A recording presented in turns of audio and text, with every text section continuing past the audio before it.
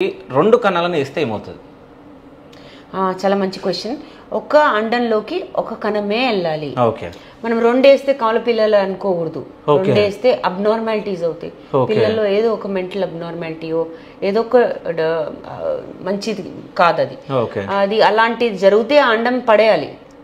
అంతేగాని ఒక అండంలోకి ఒకటే కణం వెళ్ళాలి, వెళ్ళాల్సిందే. అది మా బాధ్యత యాజ్ ఎంబ్రియాలజిస్ట్. ఈ ప్రొసీజర్ ఎంబ్రియాలజిస్టే చేయాలి. వాళ్ళకి సర్టన్ క్వాలిఫికేషన్స్ ఉండాలి, ఎక్స్పీరియన్స్ ఉండాలి. అలాంటి వాళ్ళ దగ్గరే చేయించుకుంటే చాలా మంచిది. సో ఈ అండం మనం ఏవైతే నేను మీకు చూపిస్తున్నానో ఇప్పుడు అది నేను మీకు జూమ్ చేస్తాను. ఇది అండం అండి. నేను మెచ్యూరిటీ అంటున్నాను కదా, ఇదేం గొడవ? ఈ అండం ఇది అండం అండి. దీనికి ఒక చిన్న చుక్కలాగా ఉంటుంది. ఇది పోలార్ బాడీ. ఇది ఇలా ఉన్నంగా మెచ్యూర్ ఉన్నట్టు సూచన. దీన్ని మెటాఫేజ్ 2 స్టేజ్ అంటారు.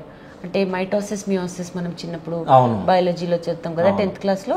ఆ మైటోసిస్ మియోసిస్లో మెటాఫేజ్ 2 ప్రాసెస్ ఇది. ఓకే, ఇది బయటకు వచ్చినప్పుడు ఈ అండం రెడీ ఉంది, స్పర్మ్ లోపలికి వేస్తే ఫలదీకరణం అవుతుంది. ఈ స్టేజ్లోనే ప్రకృతిలో ఇది ఓవ్యులేట్ అవుతుంది, అంటే విడుదలవుతుంది అండాశయాల నుంచి.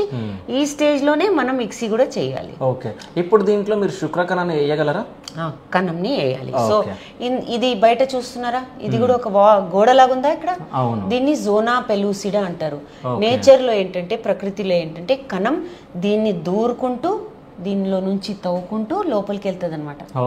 మనం ఏం చేస్తున్నామంటే చేసాము ఇందాక, మనం ఏం చేసాము, ఇందులోకి డైరెక్ట్ గా వెళ్ళడం నీడిల్తో. ఇప్పుడు ఈ అండంలోకి అంటే ఇప్పుడు కణాన్ని మీరు వేస్తున్నారా మేడం?